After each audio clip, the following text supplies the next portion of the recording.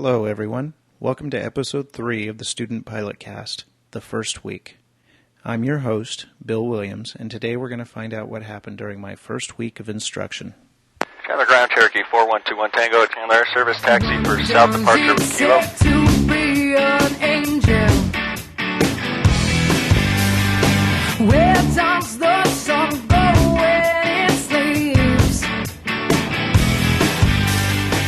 Is every star that Well folks, I've now got 2.2 hours under my belt. I'm a virtual infant when it comes to my flying endeavors, but I'm as hooked as anyone can be. This is really great fun.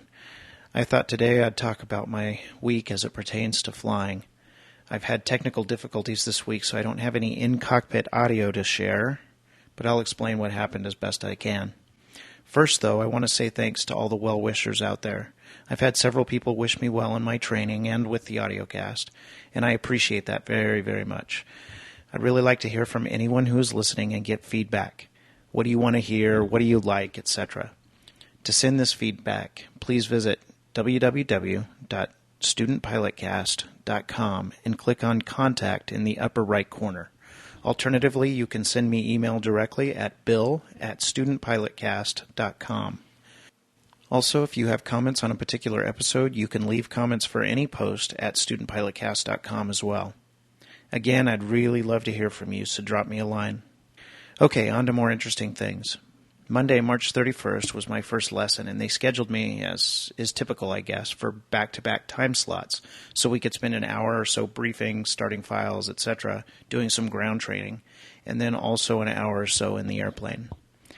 After the ground portion, which started out as some paperwork, filling out forms, and signing some policy information, etc., Brian, my CFI, went over some concepts to make sure I understood them, and then we did some briefing on the upcoming flight.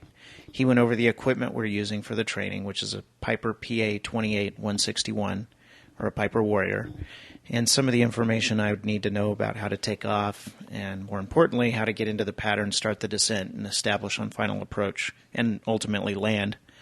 Let me tell you, though, this is much easier said than done, but I'll talk more about that later. During this first flight, we'd be doing some basic stuff, including standard turns, coordinated flight, etc. Then we'd head back to the airport, get into the pattern, and do a few touch and goes. So we grabbed our headsets, got a little water, and headed on out. Brian showed me how to pre-flight in a bit of detail, since I guess from now on he expects me to do it, and in no time we were all set, ready to complete the before-start checklist. I got introduced to all of the basic checklists that we'd be using and began getting familiar with the airplane itself. So let me take a minute to explain the issues I had with my recorder for this flight. I bring a small digital recorder in my flight bag to record audio from the flight. I do this for two reasons. One, to have a record for myself to aid in my learning, so I can listen to key portions and relive it to help me with my couch flying, or visualize how I'm supposed to be doing it. The second reason is to be able to share anything interesting with all of you. If you've listened to episode 1, then you know I've done this before, right? I have some in-cockpit audio from my intro flight in that episode, and I did that by using an attenuating cable, which, if you don't know what that is, it lowers the level of the audio that was meant for headphones down to an acceptable mic level input for recording. I used that, and I plugged in the recorder directly to one of the back seat jacks for the airplane's intercom system. This worked perfectly. The problem is I haven't been in the same plane twice yet. See, the flight school where I'm training has many PA-28-161 trainers, and we use whatever is available. For my intro flight, we were in 2-1 Tango, but for this flight, we were in 2-2 Tango, and evidently something was different. I think either a setting was different on the intercom or it wasn't working to that jack, or whatever happened, I ended up with audio that was so low it was mostly indiscernible and therefore unusable. So I apologize about that, and I'll try to get this thing figured out. Okay, back to the flight. So we go through all of the checklists, get the plane started, get ATIS, contact ground, all of that stuff, and we start to taxi out. Man, I'm surprised how hard this was for me. I don't know if other new students have quite the adjustment period. That whole steering with your feet thing, even though I've done it before a bit, just isn't natural. It feels very awkward to me, and I have to force myself to keep my hands off the yoke, because if I'm touching the yoke, I automatically want to use it to steer like a car, and ailerons don't do much at 5 miles per hour on the ground. I felt like an idiot, but what are you going to do? It's an adjustment. Well, we get in the air and we're off to the practice area, and in the practice area at Chandler's, just south of the field. I found myself focused way too much on the instruments and not outside, and I think it's because I really have no idea at this point what it's supposed to look like outside. I don't really have an idea of what the sight picture is supposed to be. I was trying my best to coordinate any turns I was doing, but again, I was finding this awkward. For those of you who don't fly, coordinating a turn loosely means using rudder and aileron at the same time to make sure the nose of the plane doesn't slip out or skid in when banking. Without going into why this happens, which pilots already know and non-pilots probably don't care about, it basically takes coordination of hands and feet to turn properly. But timing and touch is everything, and I'll tell you right now, at this point, I've got neither. I think Brian sensed this, or I was making him airsick, one of the two, so he demonstrated and then had me do a drill that he called Dutch rolls. He had me roll the airplane one way in a coordinated way, and then back the opposite way, and back again over and over, making the plane essentially rock its wings. The whole time the idea is to keep the nose steadily pointed at one place on the horizon, which would mean the banks are coordinated. This is just what the doctor ordered. That 5 minutes taught me a lot about coordinated flight and how to match rudder and aileron inputs, and about what a coordinated turn is supposed to look and feel like. It was excellent. A perfect drill for me at that point in time, and it helped me out immensely. I'm sure I'm still horrible, but for at least a minute, I knew what I was supposed to be doing. We did some other air work, including clearing turns and slow flight, and then it was back toward the airport. As we came to the pattern on the 45 for the downwind leg, Brian prepped me again for all of the steps that needed to happen. First, get established on the downwind at pattern altitude and proper RPM, and then make sure I've completed the before landing checklist, which is basically electric fuel pump on, fullest tank, carb heat if necessary, maybe something else. I can't remember for sure. Then when we got to beam the numbers, pull the throttle back to the proper RPM for first notch of flaps, maintain 80 knots using pitch, and this is where we start descending. When we're approximately 45 degrees from the numbers, we turn base, put in the second notch of flaps, use pitch to maintain 75 knots, and then turn on to final onto the runway heading, last notch of flaps, and then you point the nose at the numbers, he said, and maintain 70 knots and get established on that final approach. Once the field is made, you go idle, use rudder and aileron to keep the plane on center line and eventually pointing that same way as you flare and touch down. So, okay, I realize for you pilots out there, this is nothing. You do this all the time, right? But try to remember back to your first landings and tell me that wasn't task overload. I think, again, because I really have no idea what it's supposed to look like or feel like, I felt behind the whole time. Brian had to help me, of course, and even with his help, they were pretty nasty landings. I felt like it was pretty difficult to stay ahead of all the things that I had to do and get on some sort of, stabilized approach. It just wasn't happening. I was mostly too high and too fast, and then we would correct, then back again. Yeah, it was not good. We did 2 touch and goes and then a full stop and got off the runway and back to the parking at the FBO. So that taught me something. I'm a pretty confident person in most of the things I do. I've heard of a lot of students getting discouraged, off and on throughout their training, and I've always thought, that won't happen to me. Well, here we are in my first lesson, and I'm thinking, not sure if I'm going to be able to do this. Of course, I shook it off and convinced myself that I can and I will. I just need some practice, but I totally get why people get discouraged. This all just doesn't seem natural. Fun, yes. Natural, not really. At least not yet. So I took my lumps on that, and I hit the books until the next flight, which was 3 days later on Thursday. I checked in, got the clipboard, got the key to the plane, and headed out to pre-flight it. Of course, this was now another plane, and this one turned out to not have a 4-place intercom, so no jacks in the back. No worry, I had a plan B. I have a lav mic that I carry with me that'll work just fine connected directly to my headset. I set everything down and pre-flight the airplane. Brian comes out as I'm finishing, and it's off to another lesson. After starting the engine, I get my recording equipment going, stow it all, and we're off. Unfortunately, I would discover later that I never turned the mic on. So while it was recording, again, no audio. So evidently I'm not very good at this recording thing, even after my first attempt went so well. So anyway, so far I've been, fine on the radio, getting a little more confidence, but that wasn't until this day. I completely flubbed the ground call, or maybe it was the readback of the ground conversation. I can't remember. I wish I had audio from the flight.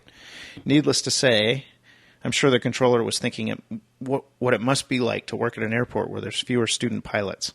I had another freeze up on the radio at the end of the flight too, but we'll get to that. So again, we're off. This flight was in the morning, so it was less bumpy than before.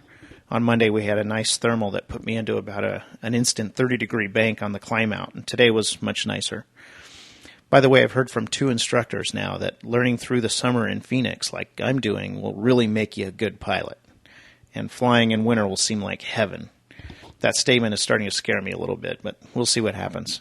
So back to the flight. We head out and do some more air work, but today I got my first 0.3 hours under the hood. For those unaware, that means flying on instruments only.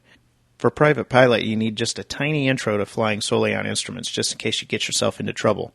So the FAA requires that you learn how to deal with getting out of that trouble and demonstrate that on your check ride. It was pretty interesting, not too difficult. I have a tendency to rely too much on my instruments anyway, so what I really need is the opposite training, flying without instruments, and I'm sure Brian has that coming. Another interesting thing we did today is he made me try to fly straight and level while closing my eyes. And he did that to demonstrate that we can't really rely on how it feels to us to know how to keep the airplane in a flying attitude. I did okay, I guess, on the altitude. I was cheating a little by listening to the engine either get faster in a descent or slower in a climb to try and keep it level. But straight is another story. I think I ended up in about a 20-degree bank or so without a hint of that from my inner ear. You really can't tell. It's pretty interesting. So we went on to do some steep turns and climbing turns, descending turns, etc. The big aha for me in this lesson was the ability to keep altitude in turns, or straight and level for that matter, by only looking outside, using the nose and a reference point on the real horizon. I knew this, of course, but putting it into practice for the first time in this lesson with Brian's help was really nice. It was really helpful for me. After practicing some more, it was back to the airport. This time I felt a little more confident with the tasks I needed to do because I've been couch flying it, if you will. Getting more used to, what comes next. So anyway, we get into the downwind. I go through the task. I'm feeling pretty good about it until the actual final approach. And I think it was better than last time, but still not very stabilized. And it's once I finally got down and tried the flare, it seems like it takes forever for the plane to settle down on the runway, so I'm probably carrying too much speed or something, I don't know. In any case, we did 2 touch and goes and then a full stop again. So at Chandler, the 2 parallel runways are offset somewhat, so when you're landing on the left side from either direction, 2-2 or the 4 direction, the threshold is closer on the left than on the right. So when you land on 2-2 left, as we did, the taxiway you generally take to exit the runway to the right is at the threshold of 2-2 right. The controller gave us instructions to enter 2-2 right, turn left down the runway, and then exit at another taxiway off of 2-2 right, and then contact ground. The instructions were a little verbose, and when I was just about to key up to acknowledge the clearance onto the runway and the rest of the taxi instructions, I sort of froze up. I was thinking, how much of that should I read back? Every detail, or just the runway part, or what? I looked at Brian with a look that must have conveyed, little help here, because he nodded and took care of the readback. Turns out I guess I needed to say all of it. Good to know. So that ended our flight for Thursday. Each of those 2 flights were 1.1 hours, for a total of 2.2 now in my logbook. I had another flight scheduled for Saturday afternoon, but the winds were a little high, and Brian changed our session into a ground session where we reviewed systems. The most interesting thing about that lesson on Saturday was that out on the tarmac was a restored B-17 bomber with a T-6 next to it. After the lesson, we strolled out to take a look. Unfortunately, I didn't have a camera with me, so I didn't get a shot. They were giving tours, and for something like 500 clams, they'd even take you for a ride. It was pretty cool to see it, though. It's not often you see a big old bird like that at your local airport. So that about does it for this episode. Don't forget to send me suggestions, feedback, criticism, encouragement, whatever strikes you. You can send it via email at bill@studentpilotcast.com or provide feedback from the website at www.studentpilotcast.com. I've got 2 more flights scheduled this next week before I head out of town for almost a week. I guess I'll have to put my training on temporary hold while I'm out of town. If you recall, I'm trying to average 3 lessons a week, though, so I'll have some time to make up when I get back. It's all right, though. I'm going to be a pilot. No, I know I should by now. It isn't written in my stars. Shadows, dreams at night and dark. That sometimes seem just as far. No, I know so many things by now. I feel that never come to pass. Just childhood dreams of random things that stay always so fast. So what does it take to be an angel? Or does it matter much at all? The music for today's audiocast is the song To Be an Angel from the great Canadian band Uncle Seth. You can get more information and subscribe to the Student Pilot audiocast using iTunes, Zune, or any other podcatcher at www.studentpilotcast.com.